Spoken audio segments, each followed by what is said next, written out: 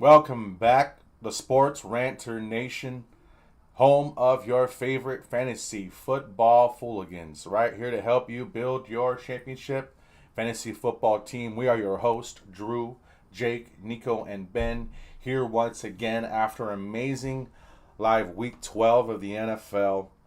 And real quick, it is live and open. We need to quickly share our league standings. I'm gonna have to go ahead and I'm here at 8-4, first place in the division, still hanging in there somehow. Getting lucky with my Saquon Barkley. We're going to talk more about that here in a little bit here, and also this division right here with Jake and Drew is so close. I'm watching it very, very closely. Same thing you and obviously Nick. As long as you win, right? Keep winning as a points leader. Yeah, It's gonna be I okay. think I just need one out of the last two, but we can do the math later. It's gonna be okay. But like I said, we want to make sure that we're just keeping everybody updated here on our standings, and it's definitely is getting interesting. All Hey, right. go back up. Oh, Ben, I just want to point out something, especially with Jake. I've never seen a league where the division, if you look at the percentages, nobody's above 50%. wow. Like I that, how does that even make sense? It's pretty crazy. Like, I actually, dude, I even have in my league, I have. I'll tell you right now, this is gonna blow your mind, dude. Go to standings. So in my other league, I have it's the same thing as yours. Three divisions. We have one division where everybody is 5-7. Everybody is five and oh seven. my God. Yeah, No it's What are way. the wild. percentages? What are the The percentages though? the league the guy that's ahead, his playoff percentage chance is 36%, Oh my and God. that's that he's leading the division. Yeah, Wild. that's nuts. It's crazy. Yeah, it's close, and even also the same thing in your league, Jake. I don't think anybody is above 500, right? And I don't know in Jake's league or James's division, and I'm sitting at the bottom of our division with more wins in the first place in that division. It's ridiculous. It's It's pissing me crazy. off, you know. It's So we're all hanging in there in the fantasy football world and perspective. All right, thank you, Seth, for joining us once again. Um, and so, but What's we up, want Seth? but real quick, let's move it to you, Drew. Real quick, we got to get a playoff berth, you know. So including the waiver wire, things happening around the league, uh, any trends, anything happening. How do we got to squeeze in a playoff berth? And I want to also fit in. We want to make that argument. Is the bye week something that you want in fantasy football? I know some people think it doesn't really matter, blah blah blah blah blah. But Of course, we're in the playoffs. We're searching for that bye week, baby. Go ahead, Drew. of Take course, this away.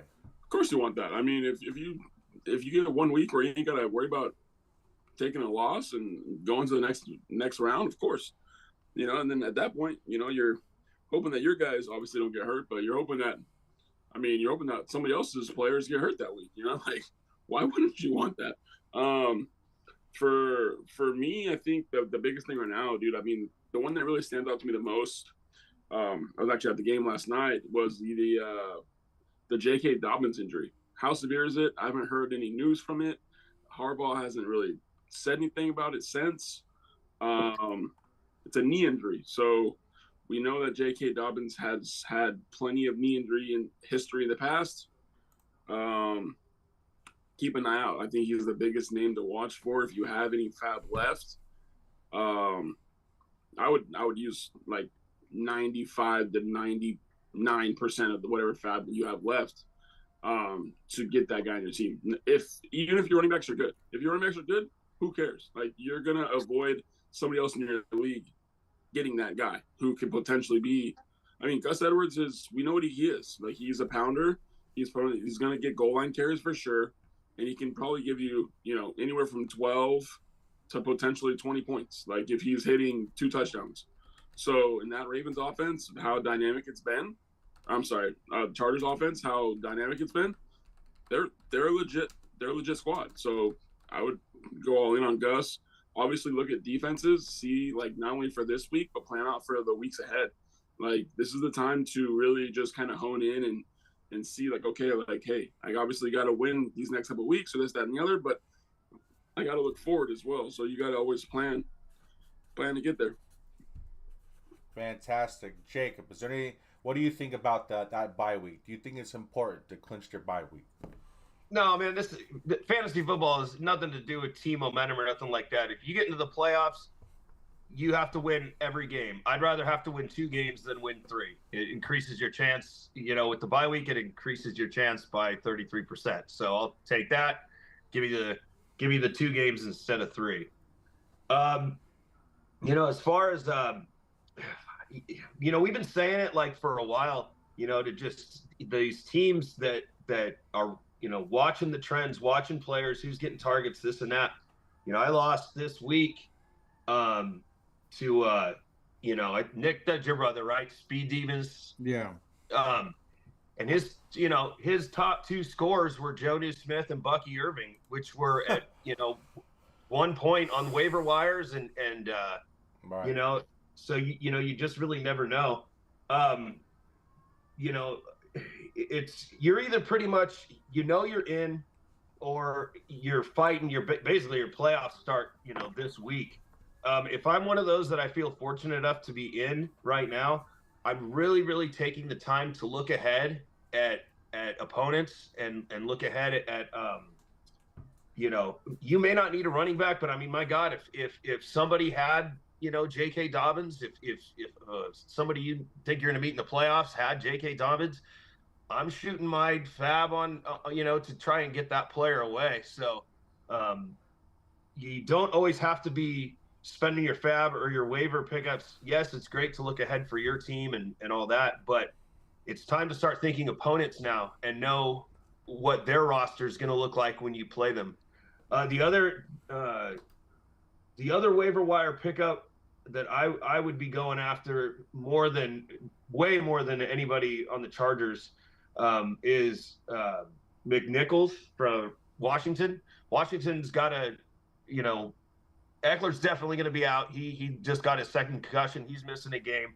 Brian Robinson Jr. just can't shake this ankle injury, and he's probably going to be out. So McNichols is going to be the guy. There's nobody behind him. The Chargers, I feel like, when Dobbins isn't there, everybody's getting a turn. Gus hasn't looked great. They have the rookie Vidal. Even Hassan Haskins has been getting carries. So it's kind of spread apart, and it's going to be tough to tell who's going to get the bulk there. But yeah, just keep looking ahead. Start focusing on your opponent's matchups and see if you can snake somebody that they might be targeting in the future. So Excellent, Nick. Do you think that the bye week matters? Yeah, I'm with Jake. I mean, it's kind of hard because like there's nothing you can do to like, no one's trying to lose any week, right? So getting the bye week is a little bit of luck at this point, based on matchups and if your team performs. But yeah, if you've set up your team and like you, Ben, if you're in the driver's seat or something, yeah, I want it. I want that extra, chance to not get eliminated. Is it gonna mean you're gonna win? Absolutely not. But yeah, you don't want you don't want the chances. The other thing is too, so the other thing where the bye week, like Jake was just saying, you get that extra week just in case injuries happen, right? You get the luxury of either somebody else's guys get hurt or even your own guys get hurt, and it doesn't affect you, right? So I think it's super crucial to get the bye week in that retrospect because then you basically have 2 weeks to prepare for whoever wins that game versus the one. So I think it's super crucial in fantasy to try to win, when I've won it, and I like having that bye week, so it doesn't always work out that way, but I think it's crucial. And like, yeah, there's not much to add as far as waiver wire and all that stuff. I would, I think you might go into it, Ben, but I check a lot of different type of rankings for start sits. Like right now, it's about start sits, and you have to, kind of go against the grain sometimes. And it might backfire. So, I'll put an experience. I started Jawan Jennings over DJ Moore, right? Luckily, it didn't Mm, affect me. But DJ Moore finally had the game, or a game, not the game, but a game that we kind of expect, more regularly from him. And I went with Jawan Jennings even with the backup quarterback. And so it didn't work out. But the 2 weeks prior, I've been starting Jawan Jennings over DJ Moore, and that seems like an easy start. But when you draft DJ Moore second overall, some people aren't willing to. Well, that's my second round pick. Like I'm not gonna not start him. Well, yeah, if he's not performing and you got other guys on the bench that can, those are those moves you want to do at the end of the year. Right now, you've gotten a large sample size now. Look at rankings, look at your matchup, and just go with your gut at that point. Don't at this point, you got to let go of the name at this point. They are who they are. At the mm. beginning, I'm always ride with your guys, right? Because they're gonna break out.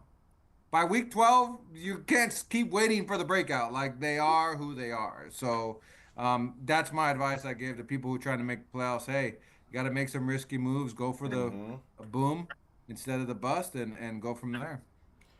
That's right. One thing going into week 15 is to when if you have the bye week to not be emotionally attached to your team's results, to just sit there and enjoy whatever else happens, enjoy your team get a win or loss, and not be emotionally attached to your team that week feels great. So yeah, try your best to get that position. But great point, Nick. We're out of time now where the names don't matter. We are who they thought they were, or they're not, and we have to make risk and make those crazy moves. For example, a few years ago with Nick Foles late in the season, getting hot, taking his team to the playoffs, and it really helped people get fantasy football championship wins. And so that's what we have to pay attention to. Who's hot late, and how can we, you know, can reconstruct our roster in a way to land these players to make a run and, like I said, make a crazy risk so we can get there. But that's a great point leading into our next subject. We want to cover over some start sits. If you guys have any situations where you don't know if you should start, if you don't sit them, I'm gonna try and read Seth's question here in a second. But Drew, if you get start us off, if you have your Yeah. own start sit situation that's just racking Well, at you. we'll just go straight to Seth. Seth, he has a tight end question for it's a non PPR standard scoring league. He's gonna go with either. What do you guys think as far as Zach Ertz or Kyle Pitts? Um, so that's the first one. I'll do both of the questions, okay? So you guys can answer both of them when it's your turn. The next one will be the wide receiver 2 position. Same thing in a standard league. It's been Devontae Smith, um, but his other options are Calvin Ridley, Coleman, Keon Coleman, and Jerry Judy. For me, I guess I'll just take the mic on this. For me, I still think if you're like a favorite, if you feel like you have the matchup, like you feel like all you need to do is just kind of, you don't need that huge boom upside. I think Ertz in a standard league is gonna give you, like, he's not gonna goose you. I don't think Zach Ertz will goose. Um, but if you need like a boom, you need that. Okay, I need a big play. Kyle Pitts is the guy. Kyle Pitts can still get 60-yard touchdowns. You know what I mean? Like it's it's becoming less right now. Like it seems like Kirk Cousins and the Falcons are kind of slacking, but we've seen Kirk Cousins have 2 500-yard passing yard games this year. It can be done. So I would say if you need a boom player, Kyle Pitts. If you're favored, maybe just go Zach Ertz. And then I think Calvin Ridley's starting to find a rhythm over there in Tennessee. I would go Calvin Ridley. I mean, the Eagles, they feel like their recipe is just feed Saquon as much time as they can and watch him get 300 yards of fucking offense in a game. Like it's absurd. So, and it's AJ Brown. AJ Brown is the guy, and then it's Saquon's getting the rest of the eats. So I would try to fade off of.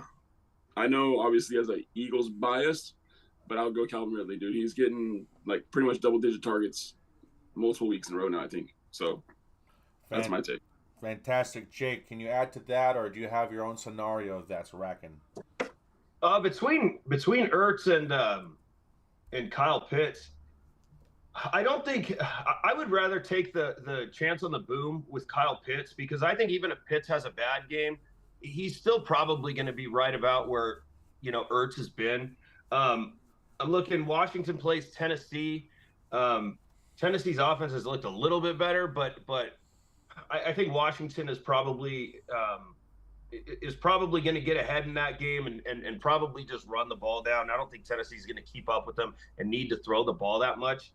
Whereas Atlanta plays the Chargers, Atlanta's kind of fighting, they're right in the hunt of things, and that offense hasn't been particularly great. I don't have their numbers up in front of me, and they had a bye last week, but they're trying to get going.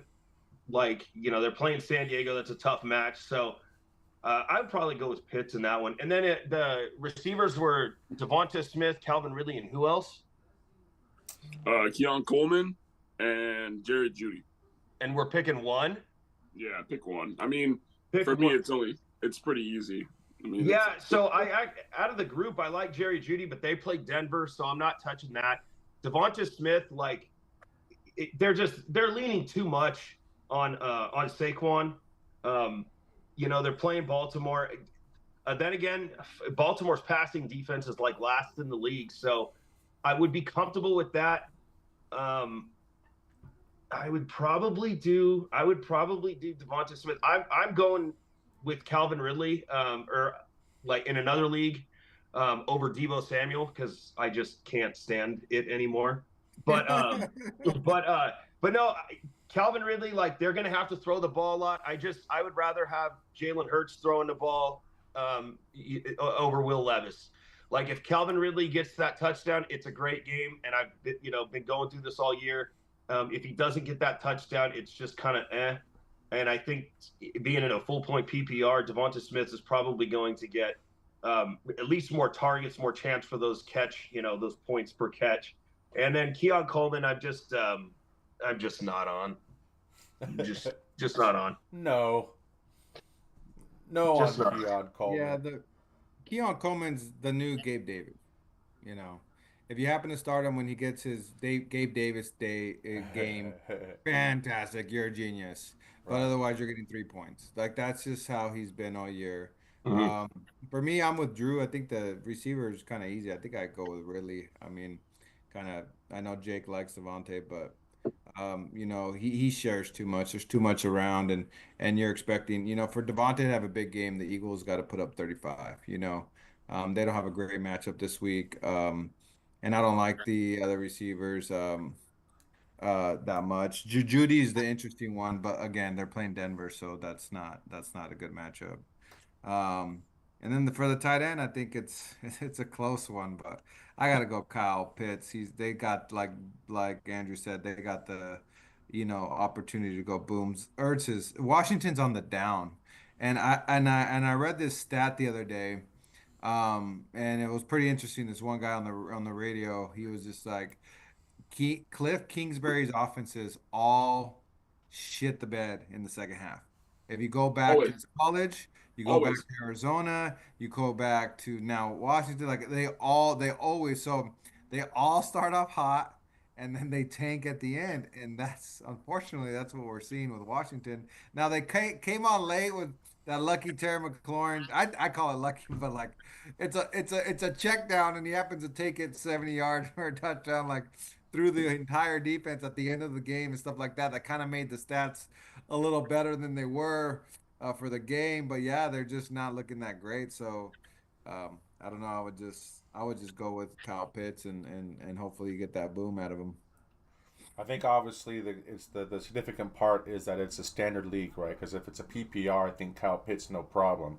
True. He's just getting those things, but like I said, Zach Ertz, they're kind of hot. Like I said, they're kind of falling, which means they're kind of leaning more so on their tight end, looking more towards that inside throw, and so it is a hard one. But I do agree with the rest of the crew. Leave it there, Seth. Great question. Let's leave. I think Ertz is a good play for standard league, and then also Calvin Ridley with what's happening. I don't know if you guys saw that game with Texans and the Tennessee Titans. But it was insane, man. Like the red zone couldn't leave it because it was just back and forth with turnovers and scores, and it was. I wanted to go back and watch it, but I didn't. But do you guys have any other situations on your teams? I know that we don't want to give away too much now that it's close in our league, maybe a different league. But do you guys have a situation where you just don't know? Jake, go ahead, take it away, please. All right, so in my league, just being the Isaiah Pacheco owner, okay, he's getting ready to come back, probably going to play this week. He had a full practice today and all that stuff. So I'm asking you guys, what do you think? Kareem Hunt only averaging like 3.5 yards a carry. He's getting a lot of bulk. Where do you guys see that situation going moving forward? Because Kareem Hunt hasn't been bad for him. He started out great. He's kind of slowed down and all that. But obviously, you drafted Pacheco to be the guy that he was last year and that he started out. How much does Kareem Hunt cut into Isaiah Pacheco moving forward? Or does Kareem Hunt fade out after a week or two? I'll go. My answer's quick. I gotta see 1 week. That's unfortunately you might not have be able to, 1 week. that's what I was just gonna say. Unfortunately, you might not have a week. But if you have somebody else viable, like especially coming off an injury of that significance, in my mind, there's no way you just come in and just give Isaiah Pacheco everything. Like Andy Reid's a lot smarter than that. And Kareem Hunt has not been a scrub. Now, if they were averaging 1 yard a carry, 2 yards a carry, and just not doing good, but Kareem Hunt's running hard. He's doing everything. He blocks protection great. Like he's not missing assignments. Like I just don't see the scenario on the first week back that he's just full board and go.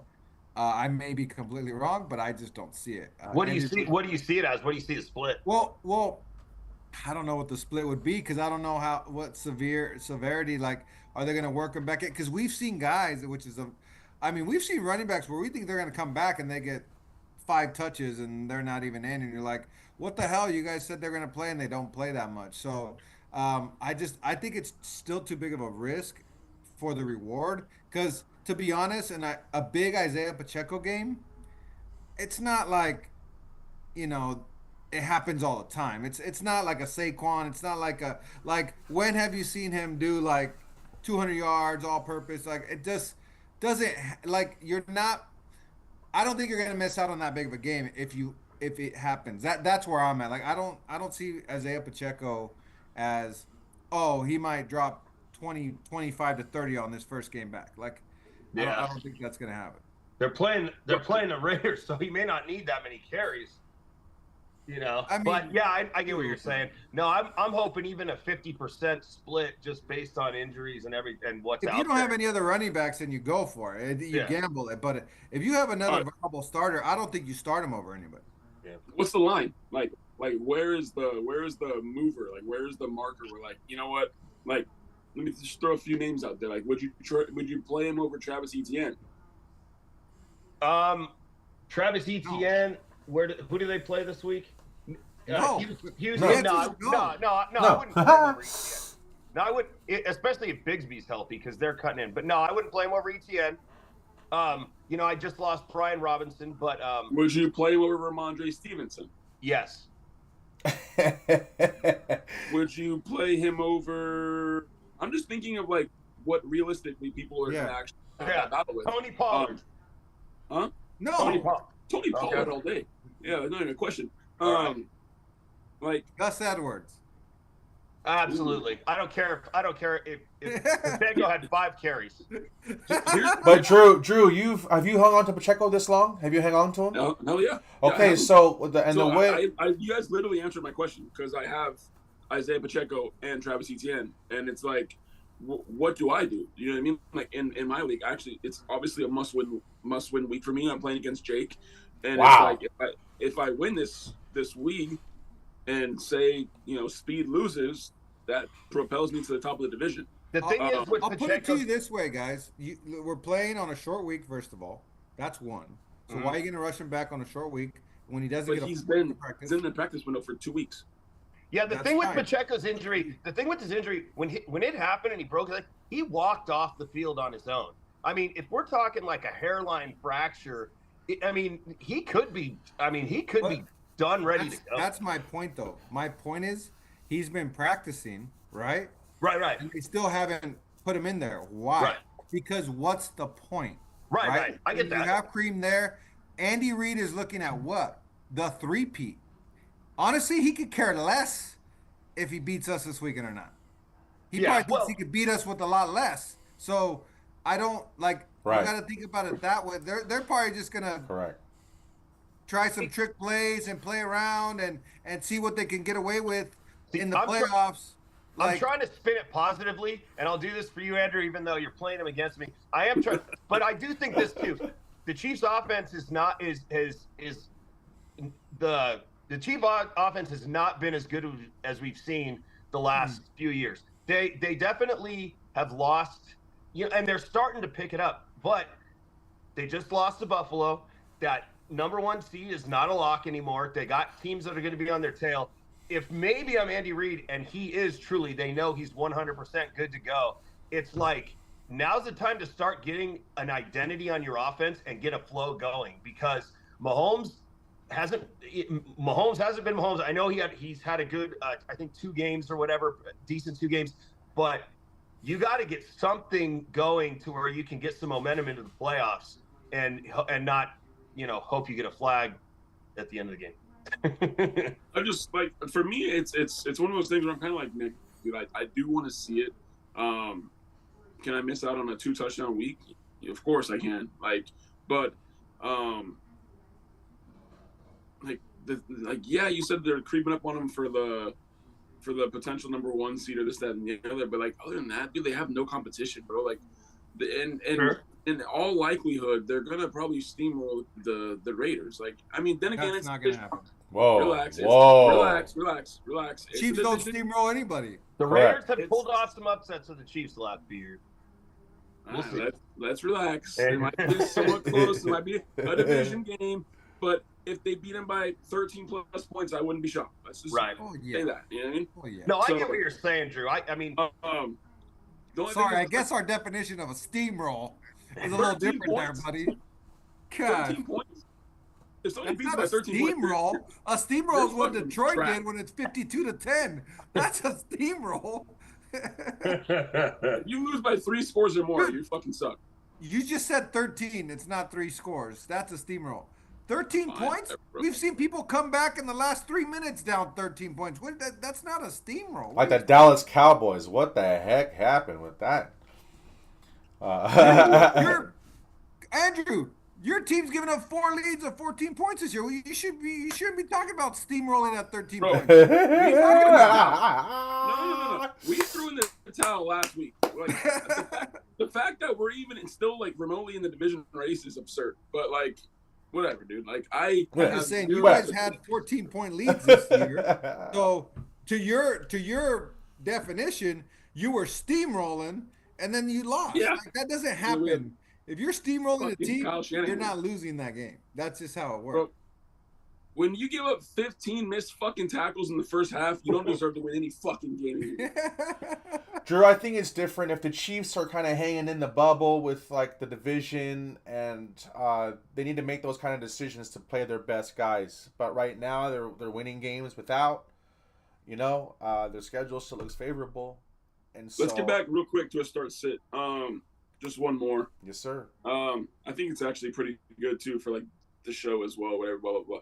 But Marvin Harrison Jr., who was looked at as a 2nd round pick this year, or we're going Jameson Williams, who is the definition of boomer bust every fucking week. that's a good one, Andrew. That's a good one. Go ahead, Jake. I have Jameson Williams. I have him in more leagues than any other player, and I benched him last week for Jackson Smith and Jigba.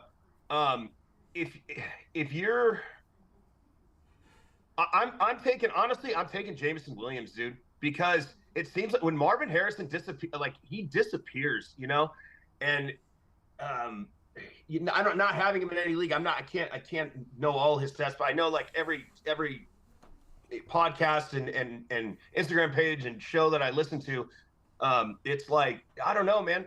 Kyler Murray just has these games where it's just Marvin Harrison Jr. is non-existent. It always seems like Jameson Williams is always good for 6-7 targets and 4 or 5 catches, and sometimes it's 50 60 yards, sometimes it's 120 yards with a long touchdown. But it seems like every game Jameson Williams is at least involved a little bit. It's they're playing Chicago, like it's nationally televised. They're in Detroit, so thank God for that, because it is a real thing. When Goff does not play at home, he is not the same dude. But the other thing is, if Montgomery misses time, they may be just inclined to throw the ball more. We've seen Detroit too. Detroit does not have a limit of when they get ahead. They stop throwing the ball. They will throw and throw and throw all game. So I'd probably take Jameson Williams in that if I want to feel like a safe floor. I I just and when it's that close, I just go with the better offense. Jameson, Yeah, perfect. that you just get a better chance at the touchdown, the boom, and all that. Like Jake said, there's just too many games where I have Harrison. There's just too many games where he's inconsistent. And the Arizona Cardinals have a good offense. They don't have a great offense. So it's like, are they going to be the good Cardinals this week? Or are they going to be the Cardinals that put up 14 points this week? It's tough. It's dude, tough. it's Trey McBride. Like he's in love with Trey McBride. Kyler is, and then like Marvin Harrison gets a sniff here and there. But dude, well, fuck, Trey they play McBride is Minnesota too. They play Minnesota. That ain't great. Hey, I got one real quick. I got a pretty deep league, but I drafted well. I'm doing good in this league, but we start 2 flexes. So my 2 starters are Nico Collins, and AJ Brown. So no question there. But of the 4, I got to start 2. So Jackson Smith and Jimba, Jawan Jennings, DJ Moore, Xavier Worthy. Jackson Smith for sure. And if Purdy's healthy, if Purdy's healthy, I'm taking Jawan Jennings. But that's, and who are the other 2? Did you say DJ Moore and Xavier Worthy? Xavier Worthy's a boom bust. He's not really in there. Really, what it comes down to is the DJ Moore, Jawan Jennings is what. They fired the new offensive coordinator, and all of a sudden now, like, they looks a little bit revived. But if Purdy's healthy, like 49ers need to win, and if I was that offense and that group at Buffalo, I would put my foot on that. At Buffalo in the wind. That's true. That's DJ true. Moore this but time. but the Lions are a much better defense, Purdy's out. At Buffalo so I look at the weather forecast too. It's supposed to be super windy, crazy. Don't play Jawan Jennings. Okay. Yeah, okay. If it's DJ Moore's in the dome, they're gonna be behind, hopefully, right? Like, it just scares me that he just had a good game, so he's due for a 3 points because he just scored last week. Like he hasn't been able to put back-to-back weeks together yet. Honestly, with the weather and all that, yeah, Jawan Jennings is probably a better play at that point. Or DJ Moore. I'm gonna play Xavier Worthy if I'm you. Is it like a must-win game for you? No, I'm 9-3. I'm like good. I would still play Xavier Worthy. And I think Xavier Worthy has the biggest boom factor for you. I'm pretty stacked. So I have Nico Collins, AJ Brown, and I have also Derrick Henry and James Conner. So yeah, but you have what quarterbacks? It's Winston's league. I know that. No, it's not Winston's league. That's stupid. If you have that many people on your team, that's fucking dumb. the only argument, you're right. I didn't have a quarterback, but I picked up Tua. So Tua's my quarterback now.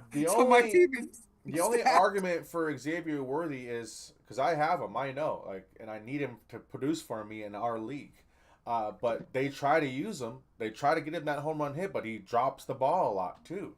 Like there's a lot of missed opportunities that happen for Xavier Worthy. But like I said, if he had landed those, he'd be up there with those fantasy points. And so he has 5 double-digit points. One of them is against the Raiders, but it was only 13. So Like I said, he's got 5 drops and wide open catches. It's ridiculous, and he's so another Quentin Johnson or what? I guess Bro, It can't be that bad. But I like that kid Jackson was Najibba. absurd, bro. I love me some Jackson Najibba and what they're doing in Seattle. Obviously, Jawan Jennings with Purdy. Dude, DJ I just Moore. don't. It's a I good just don't think question. the Niners are going to have Purdy. Sorry to cut you off, Ben. I don't think the Niners are going to have Purdy. I If the really Niners don't have Purdy, it's an easy Purdy don't. Yeah. decision. Yeah. But if he's there, it gets closer to what Jake was talking about. Definitely gets Yeah. closer. Guys, I And got it one. might be the weather thing, but I got one, and I know we probably got to move on, but I've been wanting to ask this to Nick. I think I hit you up earlier in the week with this situation, but so Jackson Smith and Jigba or Calvin Ridley rest of season. Those guys were drafted kind of like in the same spot, like in most drafts. A lot of people have both these guys, especially if they went running back heavy. Who do you guys think rest of season like would you want going forward? JSN. Okay. This is me. He took over that Lockett spot. Obviously, I think that's not, I'm not stepping out on a limb, but like, it's just him. And it looks like Geno Smith actually has a better rapport with him than even Metcalf. Mm-hmm. Metcalf he throws the ball deep to him, but I don't see them like dinking and dunking the Metcalf as much as they used to, the slants Right. and all that stuff. All that middle stuff, all that is going to JSN. Like Yeah. all that stuff. So I don't know. I have him on 2 leagues, dude. Like I said, I mean, I threw him in there. I wasn't gonna bench him. He's been starting for 4 straight weeks now, if not more. It when Metcalf went down and then came back, it's still been JSN. That's where that turning point was for him. I don't know if you've noticed that in Oh, your yeah. league, Jake. But once yeah. Metcalf went down, he was an obvious pick. And I was a little nervous when Metcalf came back, but he developed that chemistry with Geno, and Geno trusts him. And it's just third down, he's looking at JSN. I don't know if you guys are watching that game. Third down, he's going to JSN. Yeah. He's not going to Metcalf. And I don't know if that's defense related, like defense is double team Metcalf. Like I don't watch the tape, but maybe people are saying, "Hey, we're not going to let Metcalf beat us." Well, even better. Like JSN is beating his one-on-one matchups. That's all I'm saying. Like he's winning his matchups. Cool. And Seattle has a really good chance to compete in that division, and so they're first. so they're going to continue to ride with what they're riding with and what got them there. And so I do like Jackson Smith and Jigba. And so this is great. Any start sit question will trump any topic we have going forward, because this is why we're here, right? Just what the viewers want. If just some information on how to get that win. I thought that was a fantastic question with the Marvin Harrison, Jameson Williams, because if you think about it, in some of these leagues, your win might come, your playoff spot might come to your points for, right? It's so close that you're not only looking for the win, but you also need the points for. And so, do I go with the consistent guy that's just going to get me there, or do I get the guy that's might get me that extra spot? So that's the decisions that we have to make, and that's what makes it tough, but that's what makes it fun. But that's why we're here for you guys every week, 6 p.m. live, and to continue this train and this flow, and we're going to continue to build this momentum for you guys every week. And so any other start sit situations that we need before we close it out? I don't think so. I don't think so. Beautiful. I love it, you guys, and you guys actually hit it on point. So I appreciate what you guys has brought. But just to close it out, got a few more minutes. I for some reason I want to talk about this, but we all watched Hard Knocks, or most of us I think did or chimed in. We all saw the New York Giants choose to go with Daniel Jones because of a $40 million salary cap, and they chose to go let Saquon Barkley see the market, even though he was a great team player. He'd stand up for his coach. He obviously was willing to be a Giant. And now we're seeing him make a MVP run. Like, we had a couple conversations a couple weeks ago about what's the worst team in the NFL. What I've seen with the New York Giants, I wish we could have invited Michael Strack up here as a guest speaker to see what he thinks is going on with the New York Giants. But, dude, what happened? Can someone take it over? Has anybody got anything to say about... Yeah, please, Jake, take it away. Let him go to Saquon. This is ridiculous. So it's not that they let Barkley go. Yeah, they let him go, but they were not going to. It would have been stupid to keep the guy. You don't have a team that can compete. You're going to waste more of this guy's career, which we're seeing now. That I mean, had he been on a team that you know built a team around him that he could play on, like this guy'd be shattering all records. He still looks through the injuries and all that. The guy's lightning fast. He can do anything on the field. It's like, what would have been the benefit to keep him if you're the New York Giants? You don't have a quarterback. You guys, it's a completely dysfunctional organization. And they had already signed Daniel Jones, or had they signed Daniel Jones, or they? I think they signed him the year before, didn't they? Okay, even so, you're just, why not let him go? He's not going to win you. He's not going to win you the division, and it's not his fault that the organization sucks. Like, build a team, go get. I don't know, there's so many other pieces. Like, it just, are they dumb for letting him walk? Yeah, but they were dumb for like wasting his career. Like, I don't know, not getting a team around him that could win games, because you had this elite talent.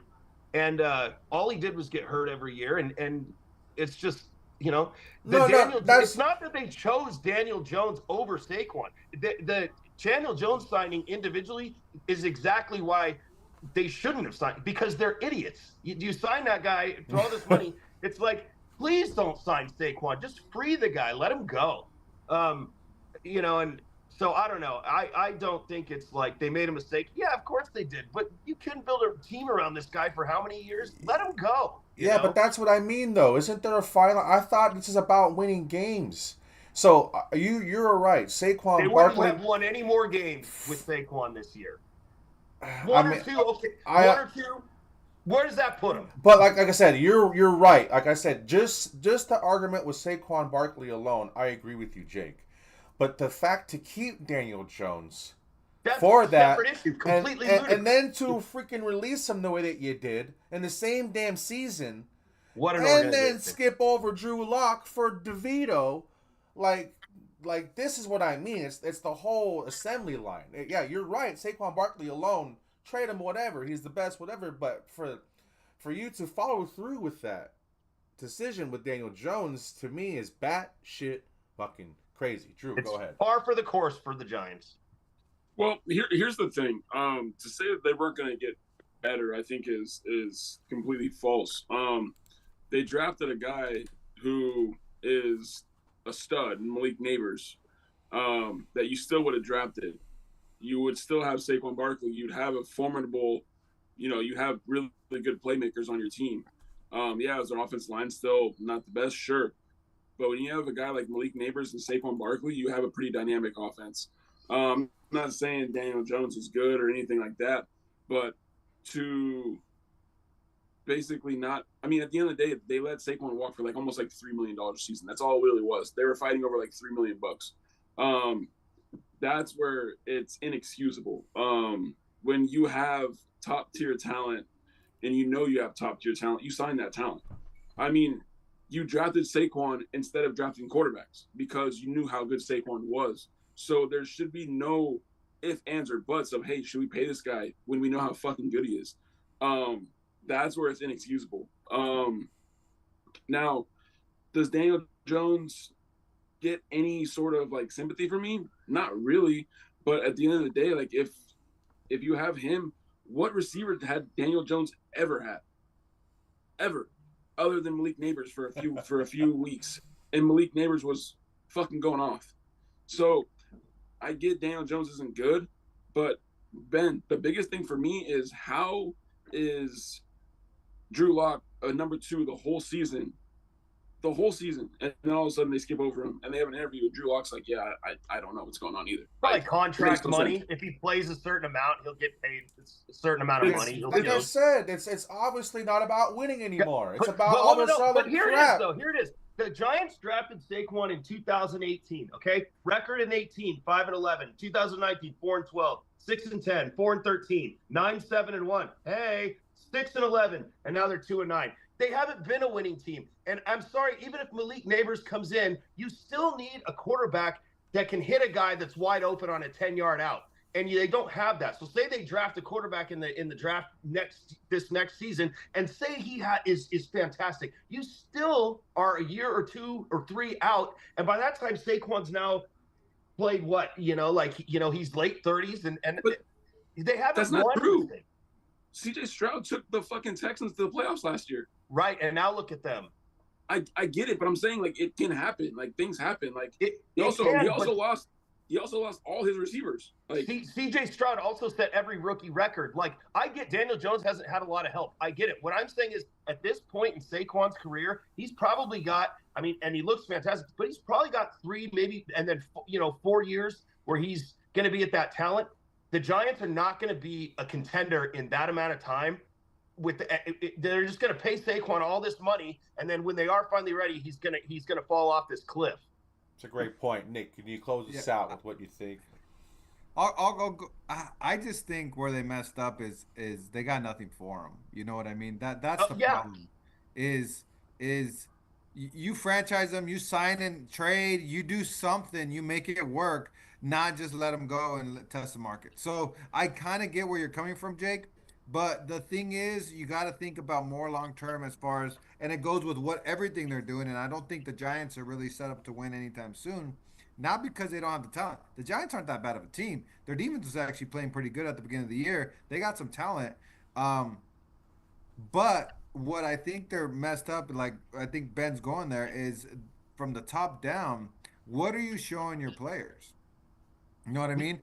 Hey, I'm the best. I'm one of the top talents, and you're just gonna let me walk. That's one. That's what you're gonna tell Saquon. We don't want to pay you even if you're a phenom. Cool. All right. And then with the whole quarterback, we're not gonna start the best quarterback on the team. I don't know where Dayball comes in all this, because I think he's a good coach. Like, I don't know if he's falling off the rails or he's got personal shit going on. I don't know what happened, because I thought he was a good hire. I thought he was a good coach. I mean, I still think, like, I don't know. So what about Tennessee? What about Tennessee letting Derrick Henry go? But Derrick Henry was on his 3rd contract already. They let Mike Vrabel go. Come on, bro. But Tennessee, no. But Derrick Henry was not on his rookie contract. I don't think Derrick Henry's 30 years old already, 31. Saquon. No, but I think Saquon he's had one extension. No. His rookie. That's his rookie deal. They fucking tag. They did a franchise tag, which is where he made his money, but he never got a second contract. What a dumb organization. Well, he should have been on his second contract. That's what I'm saying. Jake, that's the problem, is that it's not the 29, 30-year-old running back. You make all the sense. It's the 26 that literally is going to give you 4 more great years, as you can see. You know what I mean? I could see people not wanting to pay. And again, it wasn't like, I'm just going to make it related to us. It wasn't like the Josh Jacobs thing, right? Josh Jacobs is really good, right? We let him walk. We didn't want to pay him. One, we're a lot farther away than winning. We need a quarterback, first of all. But 2, there's a difference between Josh Jacobs and Saquon Barkley. You know that. When he came into the league, I told everybody that's the best running back in the league. Now, he hasn't proven it to me because of injuries, but I said that's the most talented running back in the league. I love Saquon. I was like, he's the best. Of course. Everyone's like, you're crazy. He's a rookie. I was like, I test. He's Nick, the best. Look, but yes, and I agree with you, and he's showing that this year. But if you go look at his stats every year, he got hurt. Of course, yes, I get that. But there's a reason why he's getting hurt, because he has no line. He's getting hit in the backfield constantly, and they're just an awful team. Now he's got a line in front of him. Look at him. The guy is blazing fast. Like, I understand. Jake, I know you're saying the awful team, but the problem is it's because of the top down, and it starts with things like this. You're just looking at it from an isolated Saquon thing, but that's why they're not a good team, because they keep doing stuff like this. They keep showing they're not being honorable. They're not being trustworthy. They're not being honest with their players. Correct. So again, and this is just stuff that keeps coming out because they had Hard Knocks. There's a lot stuff that goes in the locker room that the players know that we don't. That's why they haven't been a good team. Malik Neighbor just came out and said, I don't know why they don't throw me the ball. They don't throw me the ball there's some disgruntledness going on there, and it started. I think the Saquon thing started back last year when you're on that team and you're like, we're not bringing back Saquon, like we're not gonna like try to win this year. Like, what's going on? Like, I don't know. I think it just sets up a bad morale for your team. Well, Well, I go. I'm sorry. I'm sorry, but obviously we could keep on going for days with that subject. I think we hit it on point. It was a great question to ask after watching Saquon go off for 270-yard fucking touchdowns. Drew, you watched it live, right? And No, so- no, no. I watched Derrick Henry last night. Oh, I'm Damn. sorry. I'm sorry still. But either way, hopefully, like I said, we can continue to go. But I'm sorry, guys. We got to cut it short. We got to go. But we will fill our space with more questions like that going forward. But we will be back here for you guys live next week, 6 p.m. to close out championship weeks. I want to say thank you to our host, Jake, Drew, Nico, and Ben. Thank you to our guests for filling up the comment space, Jesus and Seth. Thank you guys once again. Appreciate Happy you. Thanksgiving. Happy Thanksgiving. Happy Thanksgiving. Thursday, I'm coming for your ass, Jake. Thursday, Coming for your Friday, football all weekend. It's always real flop or flip. I don't know. Oh, It's going to be here we go. beautiful. Always a pleasure, guys. We'll see you guys next time. Late. Take care, folks. Hey. Yeah, I know. And I it's feel like nauseous, it's believe either me. every Never week had a it's lot like of it's shit just come a easy. barrage Had of to fucking work points hard, scored. struggle just to I mean, I got be me. 100 points this Had week. to ride